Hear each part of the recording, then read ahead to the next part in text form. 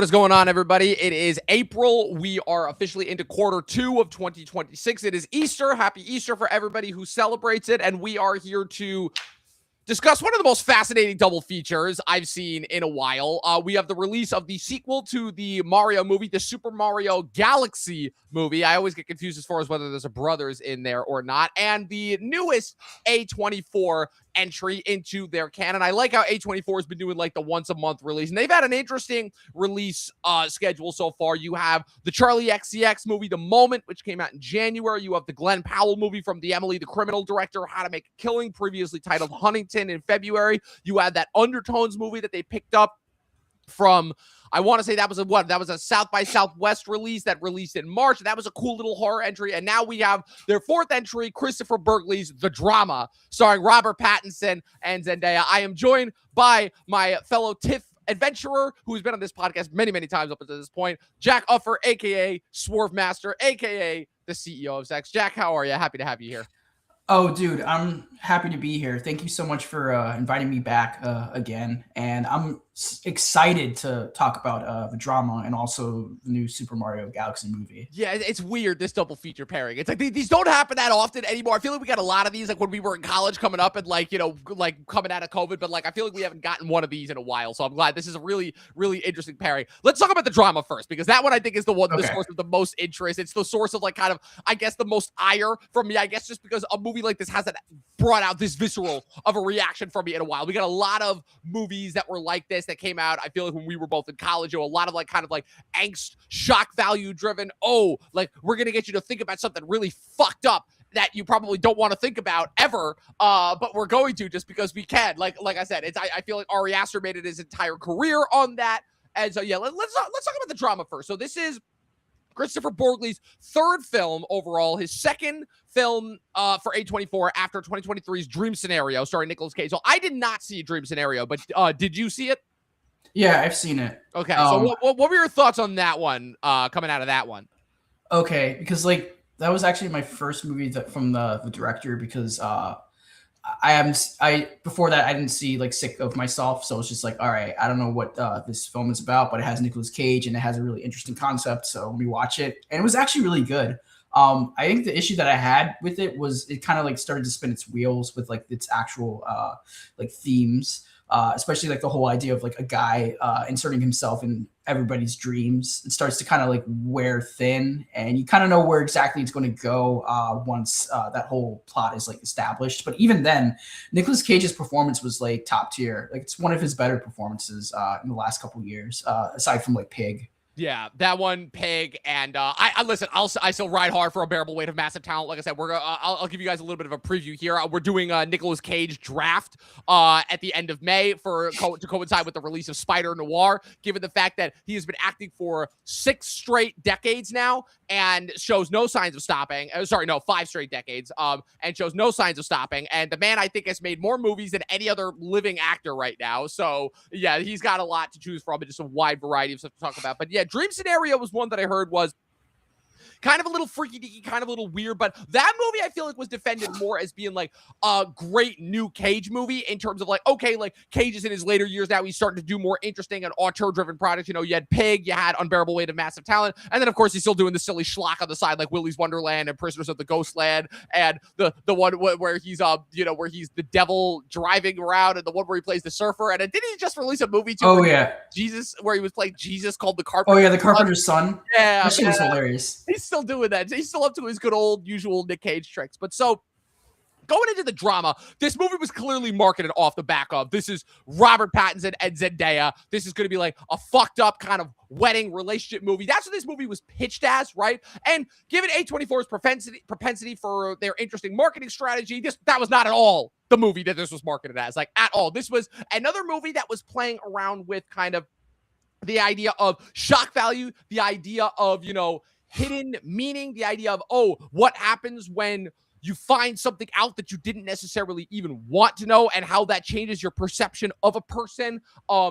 is a person completely defined by their actions that they did or did not commit? Like, does does intent versus execution, pun very much intended here, matter ultimately? So that's kind of what I wanted to start off with in terms of breaking down and dissecting this movie, because it is fascinating to say the least. But I'll get into my personal thoughts on it a little bit later as far as why this didn't necessarily work for me, but I can see kind of where people might gravitate towards this. But I just wanted to, so initial thoughts on this movie coming out. Initially, I was actually really surprised because, again, like the director, his last film, like he has really interesting concepts, but the problem with like that last film he did was it was just spinning its wheels. It started to kind of like fall off halfway through. While this concept of like a couple who's going through some really troubling times when one reveals something to themselves that is very I don't know how to explain it because I don't know if we can spoil it. We'll save that for when we get to the spoiler section, but spoiler free for as much as we possibly can for now. Okay, yeah. So once that's revealed, you're just like, oh shit. Like the first glance, like what I took from it was how these people are trying to like deal with like that newfound information and trying to either avoid the situation or just quite frankly just bring their own contradictions to like the discussion. But on top of that, like I was just like pleasantly surprised by like how this film basically kind of like went deep into like that whole theme of revealing darker sides of yourselves, and you're trying to figure out how to deal with it. And from like a first glance, Robert Pattinson, like his performance in this film is just like excellent. He plays a very like schlubby type of guy. Who very uncharacteristic. I mean, we know Robert Pattinson's a chameleon, but we've never really seen this kind of side of him. Yeah, we haven't really seen this type of performance from like Robert Pattinson. He's basically doing like the schlubby guy, but now with like this information that he found out, he's trying to like figure out ways to like solve it when it's just already like solved by itself with the other person. And Zendaya's performance is also really great. She shows a lot more range in this film. I'm starting to see more like sides of her that I haven't seen before. Like starting with like Euphoria to like Challengers, and now this, I'm just like I want to see like more like subversive roles from like Zendaya. She can really like do more things in my opinion, and just like other characters like Alana Haim, like she was fucking great in this character film. Ended up low key, and it's funny because I remember like not really being a fan of Alana Haim and her shtick, but she low key ends up to me being the best character of the movie, and I never thought I'd hear myself say that. I would say that, and then Haley Yates appears, and you're just like, fuck, never mind. Yeah, like she just like the whole Haley Yates thing and how that transpires at the end. Yeah, right. Yeah, she just like took that like energy, supporting actress energy once like Haley Yates shows up, and Mamadou also like his performance was also pretty good. Had some moments that were making me crack up laughing. Like yeah, and there's something that happens like in the beginning of the film when they're going through like the wedding speech, where I was just like, oh wait, that's actually like really interesting, because like I kind of went through that like same thing when my best friend got married last year. So I was kind of like having like that same kind of like moments with my friend. But yeah, like it was really interesting, and where it goes, it's unexpected. But it feels like one of those films where you kind of have to like watch it and then at the end talk to someone about it, because it's like one of those like films that really goes deep into like that psyche of like understanding how these characters are like interacting with each other. Very much so. This is not a one and done kind of a movie at all. This is a movie that you have to sit with and really dissect and break it down in order to basically break down like the plot, the setup, if you will. So Robert Pattinson plays Charlie, who's a British museum director. He ends up running. He has like a really interesting little meet cute at the beginning with Emma, Zendaya's character. He runs into her and again, what is otherwise a really like kind of creepy setup where he's just a dude where he sees her like listening to music and he sees the book that she's reading, and then when she goes over to like use the bathroom and get her coffee, he goes up and takes a picture of the book and researches it. And so automatically this movie's already setting you up to be like, oh no, this is not going to be a relationship that is built on like, mutual admiration and attraction or anything. This is already a relationship that is built on lies. And the way in which the movie is edited, cutting back and forth between the different timelines, that is shown to be a flashback as Charlie and his best friend what's it called, and his best friend Mike, portrayed by Mamadou Athie, are going over the groomsman speech for their inevitable wedding, which the movie is building to. And then, like I said, the movie is also doing that thing of where, and this is what I understand Christopher Borgli was kind of became known for, obviously setting this tone between walking this really fine line between really, really fucked up like subject matter and people falling apart as a result of it, and like finding the humorous moments in it. Like I said, this has been a common theme. We've been seeing a lot of directors do this, but I feel like rather than just like generating anxiety and just making you just like anxious sitting with it, or as I've come to call it, anxiety porn, which is like stuff like what Ari Aster and the Safdies have done with their filmographies. And also since those two directors have primarily stuck with A24 versus a lot of the other directors who got their start with A24 have gone on to other things since.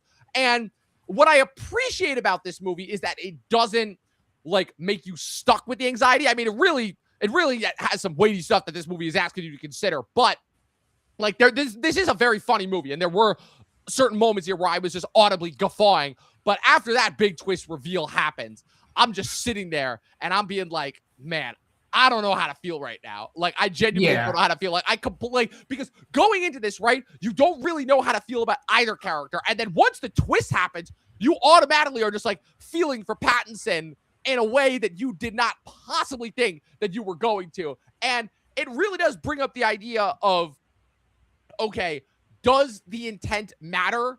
And ultimately, at the end of the day, even though nothing actually happened, it's like the intent, and specifically the way in which the intent is voiced, because the revelation happens pretty early on when Charlie, Emma, Mike, and then Mike's wife, Rachel, the Alana Haim character, are sitting there, you know, testing out wines. And then at first I'm thinking that this is going to be like a class commentary thing of where it's like, oh, you know, these guys are all relatively more well off and they're making the workers, you know, stay there past long hours, and the workers are, of course, you know, like typical wedding catering service. They're miserable. They hate the people that they're working for, but they're presumably getting paid a lot of money. And there's this really funny thing where every character in the movie just seems to hate these guys.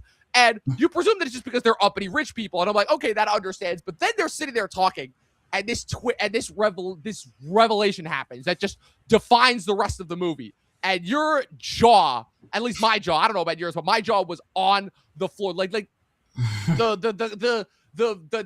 visual, the journey that I went on, like just in my face, where just like my jaw was on the floor so hard that I literally thought I was gonna get lockjaw. That's how like traumatized I was by what I was watching. And part of me wants to be like, fuck you, Christopher Borgli, for making me think this way. And that's part of the reason why I have problems with it.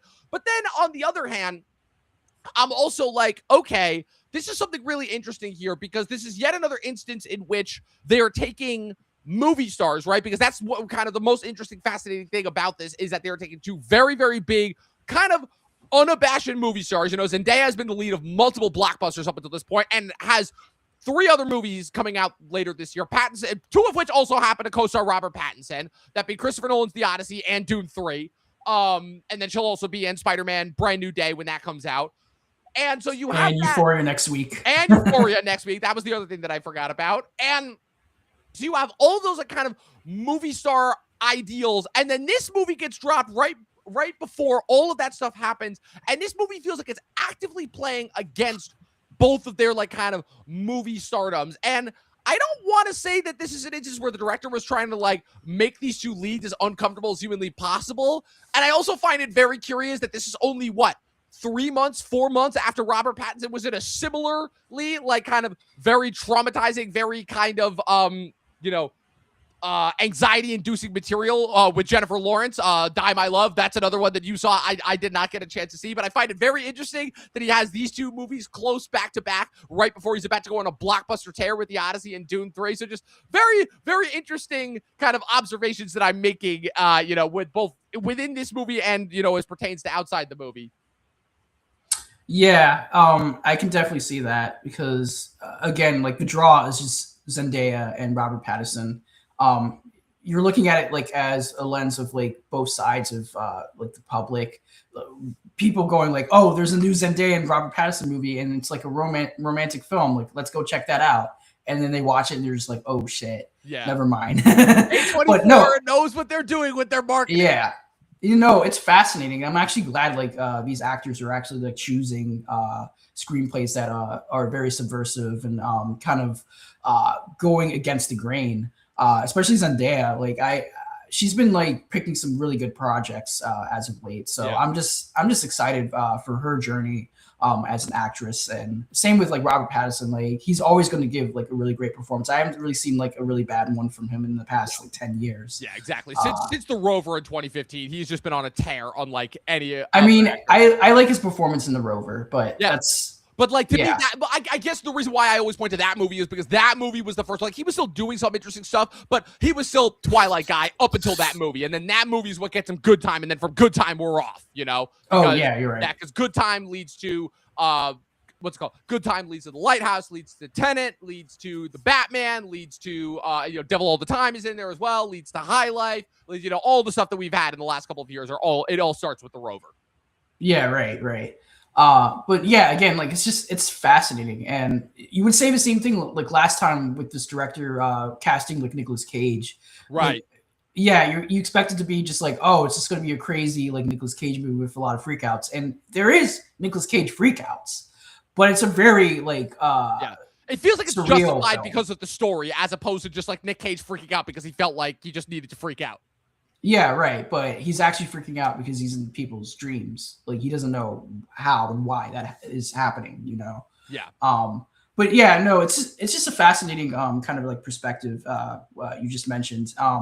But also what I saw like in this film was just also just how like these people are trying to really either fix the problem that just appears out of nowhere, or especially like the actual confession. Like once like Zendaya's character like reveals something that's just like very horrific that happened to her, and she didn't actually like act on it. Right. She was just like, but it's the idea of the intent and the fact that, I was very close to doing it. And like, it gets into all this. So I guess this is probably where we should spoil it. So for anybody who hasn't seen the movie, spoiler alert, I guess, because the movie did just come out. The big kind of secret twist, confession, what have you, reveal that basically kind of causes the movie to go in a completely different direction is that during their sit down of, what's it called? During their sit down. And also keep in mind, this is after a night where they discovered that their wedding DJ, Pauline, they caught her smoking heroin in a public park, which that was just like a really, really funny bit that I don't know if that necessarily paid off, but just that bit just in and of itself was really funny. Like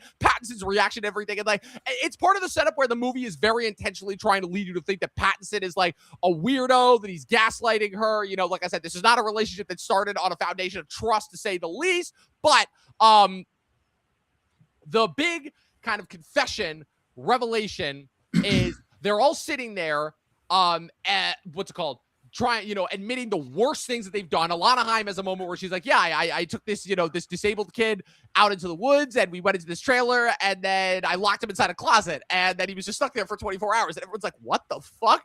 And then Mamadou Athie says something, Robert Pattinson says something, I don't remember, something about Mamadou Athie using an ex-girlfriend as a human shield during a dog attacks in Mexico. But based on how awful the person she said she was, I'm like, okay, that's fine. We can move past that. But the big one is Zendaya, Emma, reveals that when she was 15, she planned to commit a school shooting. And I'm like, oh, great.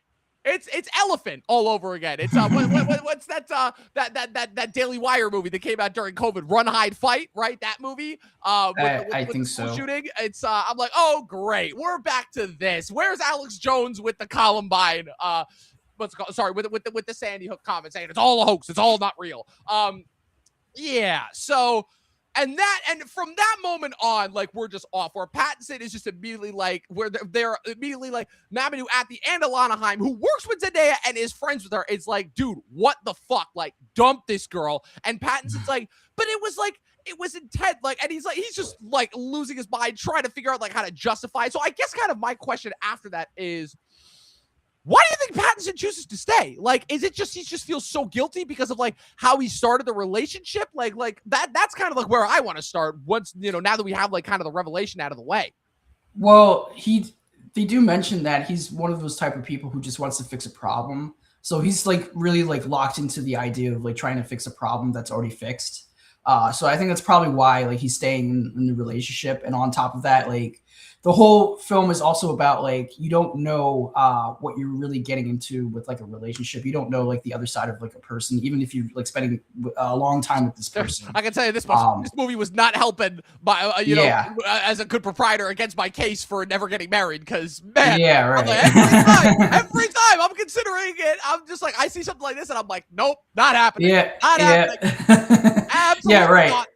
I've dated my fair share of crazies, and none of them has ever done anything as fucked up as this. No, right. Yeah, but I think that's what I took it. I was just like, oh, this guy, like, he's kind of like me, where I'm just like, I want to like fix a problem. I want to like help a person out. So I'm going to stay with this person until, I fix the problem. But you never know, because like once you start to like really unravel like Emma's perspective of like her revelation. And then her kind of like explaining like, oh, well, I didn't really try to like do the thing that I wanted to do. Instead, I kind of like went into like a deep like rabbit hole, but then a mass shooting happens like 2 weeks before I was supposed to do it. And then I was just like, oh, wait, this is kind of like terrible. Yeah. I don't want to like do this anymore. And exactly. Then her being radicalized as like like go against guns, and then when the dad is giving the speech at the end, if anything too, this movie is kind of funny because it also talks about like kind of how shitty and shallow people's motivations are, and it's kind of making fun of people who like want to commit to social just causes, and often pointed at like, oh, there's usually a very like kind of there's usually a very personal reason for why people want to join causes like this, and it helps it like it's amongst like 12 or it's amongst like middle school and high schoolers who like don't really have a formed identity yet. They're starting to learn about the world. You have some idea of what it is like, but not really, and so mostly everything you're kind of just still being pushed into by your parents and your peers and such. And what I found interesting is how the movie is not at all afraid to discuss the idea of, okay, so we obviously have the stereotype of, the bullied nerd who then becomes like a supervillain, basically. That has been in time immemorial, really since Chronicle, that's been a thing, and probably even more so before that. But what this movie does is it basically takes the idea of, is that bullied nerd who almost does something absolutely horrific, pulls back at the last minute, decides not to do it, but now, potentially, after having revealed it, now has to deal with the consequences of that intent all of these years later. And also questioning, like, whether or not this makes her, quote-unquote, a good person. Like, it's playing around with a lot of stuff. But I guess just kind of my issue that I have with it, and this I put in my Letterboxd review of it as well. My issue with it is that, let me just see here.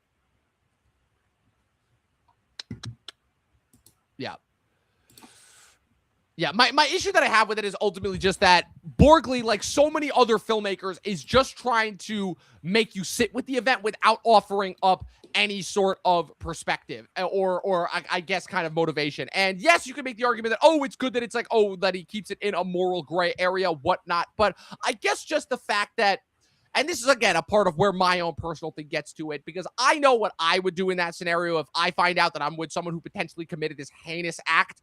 I'm out of there as soon as humanly possible. And so I guess that's just kind of what makes it hard for me to relate to Charlie, the character of Charlie, played by Robert Pattinson. And then the movie is trying to basically make you not wonder, but like trying to conflate all of the actions that he does for the rest of the movie, as far as showing like, get it, these two may or may not are supposed to end up together because he's just as bad a person as she is. It's just a matter of, just different kinds of bad that are slightly more palatable. He cheats on her. He makes out with this woman, but he with this other woman played by by Haley Gates, but he gets a pass because he's dealing with all of this, insane stuff, and like the fact that their DJ is smoking crack, and the fact that his soon-to-be wife he didn't really know as well as he thought he did, but also like, was he a piece of shit because he was kind of duplicitous when he first approached her in order to marry her, so like it's all of these different things that are kind of being conflated together, and I guess I just kind of can't reckon my feelings of what I would do in that scenario versus what the movie is trying to get across. But again, also, I don't even necessarily know if the movie is being clear with its messaging, So I guess that's kind of where I'm kind of torn here. Yeah, no, and I understand because that's how the film is actually like presented to you. It's very like morally gray.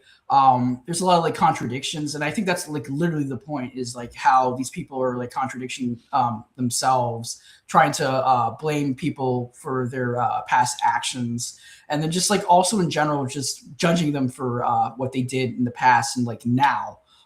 And that especially is exemplified with Alana Haim's character, who immediately just like snaps. Yeah, and Alana just kinda, Haim like, immediately apart. Again, there's a reason why I think she's the best character, because she immediately is like, "What the fuck? This person is fucking crazy." Like, and I love it too, where everyone's like, "Oh, well, you did lock a mentally disabled kid in a closet," and she's like, "That's not at all the same." And I just thought that was like really, really, really funny. Like, yeah, and it's back to like contradictions, because Right. it's just like when everybody reveals their own secrets.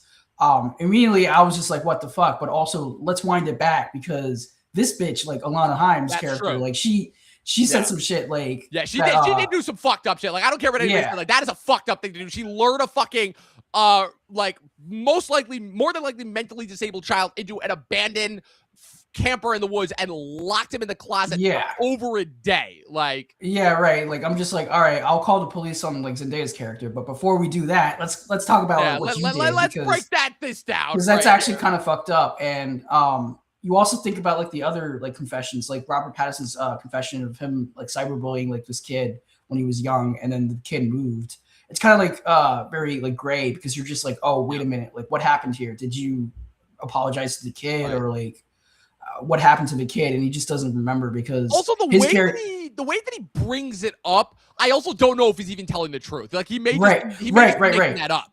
Right, because you're thinking, like, is that like a Dear Evan Hansen like situation where you're trying to like interject like a conversation and make you feel like seen and like heard? And I also thought about that, because I was just like, oh wait, so Zendaya's character, she's saying like, oh, like I tried to do like this mass shooting, but I kind of like backed out after it. And I'm just like, is she lying? Is she kind of like trying to one up the conversation? Because you know, if you remember Dear Evan Hansen, like that whole film was basically about like a kid who wanted to feel like seen, so he decided to create a whole situation where he was friends with like a guy who committed suicide. And you're just like, what the fuck? Yeah, and like there's a reason why I do not fuck with Dear Evan Hansen at all. But me too. That just pisses me the fuck off, and also just the whole Ben Platt situation that happened when that movie adaptation came out. I was just like, but and again, the movie's relationship with characters who are lying as well, because the way in which the movie plays the flashbacks with Zendaya's character. Again, there's a reason why this is the same director who did Dream Scenario, because the flashbacks in this movie are very, very much filmed and intended to feel like, oh, they're dreams. They're very subjective. They're very, specifically point of view. Did they even happen? Is this even real, what we're witnessing? Now, granted, obviously, we spend enough time in the flashbacks with Zendaya's character to probably assume that is actually what happened, especially given that, the way in which it's explained, that because, she's introduced as being deaf in one ear, and then when she explains why, it's like, yeah, that's why I was deaf in one ear, because I was practicing with my dad's gun in the woods. And you're just like, fuck, like the way in which that all of the information is revealed for the plot of this movie. And yeah, it's really, this movie is probably one of the most interesting examples of kind of perspective, contradiction, motivation, if you will, that I think I've ever seen. Like, kind of literalizing the ideas that usually are more often kept to metaphor. Yeah, I agree. And again, it's just like going back to like all these characters and trying to like figure out like how they go about with this like past life that they just immediately explained with that like question of like, what's the worst thing you've ever done? Because again, when it goes further into like the film, the scene where like Alana Haim's character and Robert Pattinson's character are like in the office, and they're talking about just how to go about with like the situation. And then she brings up like the cousin, who we don't really know other than like she survives like a school shooting, and she's invited to like the wedding for some reason. I don't know why, but that's but it kind of like gives you a pause for a moment where you're just like, okay, so this cousin, like, you don't really know the situation, so why are you like interjecting yourself into like the situation? Yeah, and then you get the scene after where like Robert Pattinson's character is trying to like confront like the person, and you're just like cringing the whole time. Yeah, you're just like, it's again like he's trying to fix the problem, but like, the problem's already like solved, because Zendaya's character, like, she's above it. She's already like past like her her like past life. So, and it's also really interesting because like even before that, like going back to like that scene in The Office, like Robert Pattinson's character says like maybe it's like American culture because like I'm British and Right. we already know like how the whole American obsession with guns, right? Yeah, guns and like school shootings and mass shootings and like how we, you know, mourn for like a week or so and then we just and like, then move on because on. and it's unfortunately true because again we're so desensitized to gun violence in this country that every time we see it, again, how many mass shootings happened while we were in high school alone? In 1 year of high school alone, we were just like, all right, and then we just move on from it. There is one other thing that I wanted to bring up though, however, before we got out of here, which is so recently when this film was released, there was an essay that the director published in 2012 defending an age gap romance that he had with a teenager. So the director is, I believe, in his 40s now. And apparently back in 2012, he published this essay about how he dated a girl who was in high school when he was 27. There was a 10-year age gap. He dated this girl who was 16 and in high school. And obviously he defended it because the age of consent in Norway is 16. So, what's it called? The filmmaker explained that he viewed his May-December romance with skepticism, which made him want to recalibrate his moral compass. He noted that he watched films like Lost in Translations and Ghost World, which depict older men dating teen girls, and that Woody Allen's film Manhattan completely changed his attitude towards his own situation. If a film made in 1979 in which Woody Allen's 42-year-old character has a public relationship with a 17-year-old girl, is portrayed exclusively in a positive way and causes no controversy in its own time, then why shouldn't my relationship with a considerably smaller age difference in 2012 be within bounds? Yes, I chose to listen to Woody over my friends. He also suggested that his own life insight had been delayed by a full decade as a result of growing up in the countryside, arguing that his teen girlfriend and himself were strangely quite equal in some way. So all of this gets released right around when this movie does, and it certainly brings up questions, to say the least, given, you know, the nature of this movie, the nature of his last movie, Dream Scenario, especially given how, Nicolas Cage is a full-grown adult, actually approaching, a little bit past middle age, who was appearing in college age kids' dreams. It definitely brings up some questions, to say the least. So that was something that this resurfaced just a little bit too close to the release of this movie that I'm like, yeah, we had to get this out of the way. Yeah, and I'm actually remembering that scene where Nicolas Cage inserts himself into like a college student's dream. Yeah, that was like really interesting because it does end like a really funny joke. But yeah, no, like I read like that like article when it came out, and I was just like, oh man, that's crazy. Like now we have another like director's kind of yeah. But I don't know if it like really changes like the I don't know how much it affects like this movie per se, given what this movie is attempting to examine, but it was just something that I'm like, this is just a little bit too oddly timed coincidentally, because I remember I was talking to Kristen and we were talking about, I was going to see this movie. She's like, oh, well, I really like Dream Scenario, but it's a pity that this director's never directing another movie again. I'm like, what are you talking about? She sent me the essay and I'm like, oh. Yeah, I mean, he could lay low after this because I feel like they're probably like. I mean, he's also a foreign director too, and Roman Polanski's been hiding out from the U.S. for years now. But yeah, he'll find some money, and it definitely explained a lot, to say the least. So sorry, but it didn't really like change like the entire like vibe of this film because like I read it and I was just like, all right, like, this dude's kind of crazy, and the age gap is kind of fucking like wild. But you know what? I just want to see the movie. I want to see how it plays out, and I was like pleasantly surprised by the film. I'm going back for seconds this afternoon, so I want to like dissect more of like the other characters. Yeah, I gotta sit with this one. I'm not gonna give this like a star rating immediately yet because there's still kind of a lot of personal feelings versus objective things about the film that I have to reckon with it. Because I gave the film a relatively low ranking initially at first, but I want to sit with it and stew with it and think about it a little bit more before I like give it a definitive final ranking. So we'll kind of leave it off there unless you have a final star rating for that. So I'm probably gonna keep it at like 4.5 out of 5 stars. Okay. But no, this was fucking fantastic. One of the best films of the year so far, aside from Project Hail Mary. And I'm just excited to see more roles from like Zendaya where she's like stretching her range. And we're probably going to see that next week with Euphoria because definitely. Euphoria literally looks this like season fucking looks nuts. I cannot fucking wait for this season. Now that they're out of high school, past all that drama, I'm like, oh, this is this is gonna be fun, to say the least. Yeah, it looks like Pulp Fiction. If this season turns into a let's just everybody shit on Sydney Sweeney every minute if we possibly can, I'm all there for it. I am all there I'm locked for in it. for that. Yeah, I think everybody is. But no, this was really great, and I'm excited to see more roles from her, see more roles from like Robert Pattinson, and just like the director itself. Well, we're gonna see plenty more from them this year. We got a lot. Yeah. They got a lot of movies coming out this year, so I'm just thinking, right. Like, Pattinson's in 3 movies this year. Zendaya has 4 movies plus Euphoria. I'm like, how the fuck did they film all of this shit? Like all back to back to back? Like, how did they figure out this scheduling? But anyways, that's kind of it for the drama. Now moving on to Super Mario Galaxy movie. So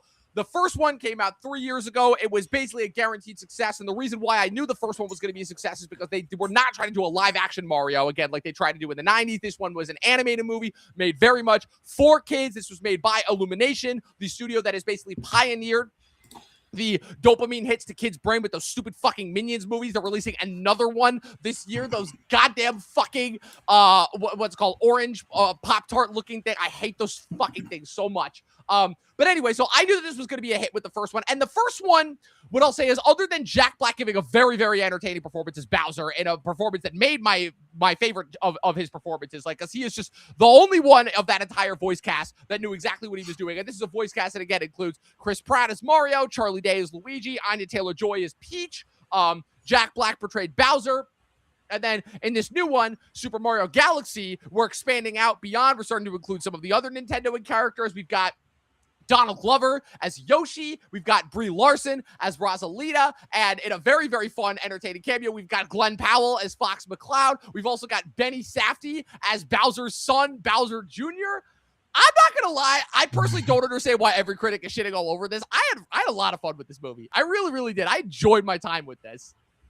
No, I agree. Like, I had fun with it because I was just like, all right. I kind of liked the last one, but I was just because I was just like, oh, well, we haven't seen like a good Mario movie. We've never gotten a good Mario movie. Well, yeah, right. So I'm just like, all right, it's for the kids, whatever, but I'm just gonna like watch it and like have fun with it. And I had fun with the first one, and I actually had fun with this one also. Yeah. But it's one of those things where you watch it and then you walk out and you just forget everything. So it's fine. Like yeah.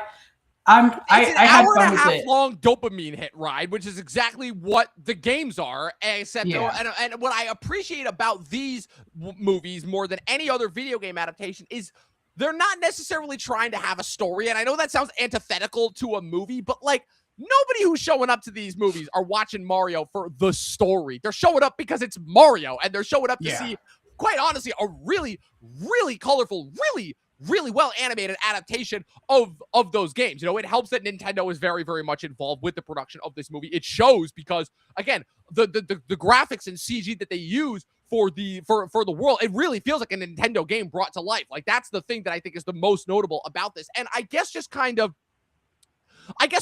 my questioning as to why critics are going all over this movie is, I'll kind of break down why it is that I continue to show up for these movies, but why I was never going to watch something like Minecraft last year.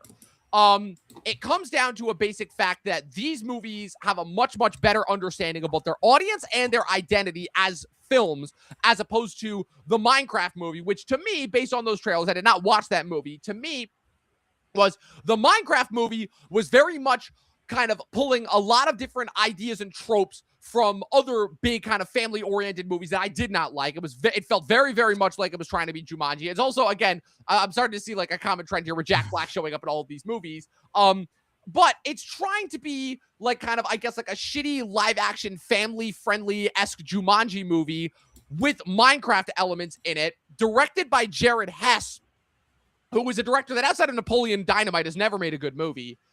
And it's one of those things where I just knew that I wasn't going to enjoy it based on the trailer and based off what I was seeing. And I knew that myself as a critic, it wasn't going to matter at all, because everybody who was going to watch that movie, so that everybody who's going to watch this movie, like, it's very, very interesting, the video game crowd, because they already know what they're getting. They don't care about the inherent quality. And that's an interesting discussion to have about these movies, as far as specifically with these movies, specifically with video game adaptations, does quality necessarily matter? Because I know that I myself as a critic can pick and choose with these movies, because I'm not a gamer, so I don't have the same kind of relationship with these IPs that gamers do. but with gamers who have been waiting for good, quote unquote, adaptations of their beloved IP that they grew up with, right? That's another thing that's kind of so interesting and of note, is that we're finally getting IP that it appeals to Gen Z and younger. We're not getting like kind of retreaded IP from our parents' generation that's kind of remade for us. This is the stuff that we grew up with, right? That is finally being made for us. And I guess kind of my whole like kind of questioning of it is like these fans have just wanted adaptations of this for a while. Like they don't care how bad it is because they just want it, right? It's the same reason why I feel like Sonic is what really opened the door for this, because the fact that Sonic was able to make as much money as it was and has been successful as it has been, they're releasing a fourth one in a year from now, right? All based off of the inherent love of the Sonic property and also the fact that people love Jim Carrey as Robotnik. And those movies have really become critic proof because, again, critics have kind of just like looked at these movies and given up because they're like, yeah, what are we going to say that is ultimately going to impact people? Because let me tell you something. Every critic has been given this horrible reviews, but let me tell you something. The theater that I was in yesterday, I saw it at noon on a Saturday, and it was packed to the gills. And almost everybody in there was either kids or people who grew up playing Mario. And I'm like, yeah, at the end of the day, it doesn't matter because these movies know who they are making. These movies know who their audience are, and they are they are sticking pretty close, honestly, to the games. And honestly, if you ask me, that's what they should be doing. Well, yeah, they should be doing that. But the way I'm thinking about it is just like, all right, y'all don't want anything that's like subversive or anything that's challenging with the. Well, yeah, not with this stuff, especially Five Nights at Freddy's, which we don't talk about that. We don't talk about this. See, it's funny. I just love how people are like, "Oh, it's so much of the games." I'm like, no, like that. Creepypasta does not make itself for good games. I'm still interested in how the Backrooms is going to turn out, and also the fact that A24, they announced yesterday that A24 is all in on Alice Garland's Elden Ring, which he is beginning to pre-production on this year. So we'll see how that goes. But right, no, because like the way I'm thinking about it is just like, all right, I give up. Like these fans, they want, you know, constant references and just like callbacks to like their favorite games without any nuance. Let them have it. Like, let them have it.